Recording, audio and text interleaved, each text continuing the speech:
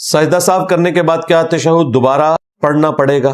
سجدہ صاحب کے 5 طریقے، یہ میری ویڈیو آپ دیکھ لیں، ان میں سے ایک طریقہ یہ بھی ہے جو آپ یہ کہہ رہے ہیں۔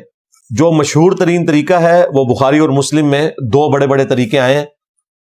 ان میں ایک طریقہ یہ ہے کہ جب آپ آخری تشہد پڑھ رہے ہیں، سلام پھیرنے سے پہلے اللہ اکبر کر کے 2 سجدے کریں اور پھر سلام پھیر دیں۔ کوئی فالتو تشہد نہیں پڑھنا، صرف 2 سجدے کرنے ہیں۔ وہ مسلم شریف میں حدیث ہے نا کہ نماز میں بھول جائے تو اینڈ پہ 2 سجدے کر لے، اگر اس کی نماز میں کوئی کمی ہے تو پوری ہو جائے گی، اور اگر وہ صرف بھولا تھا، نماز اس کی درست تھی، تو یہ 2 سجدے شیطان کو ذلیل کر دیں گے۔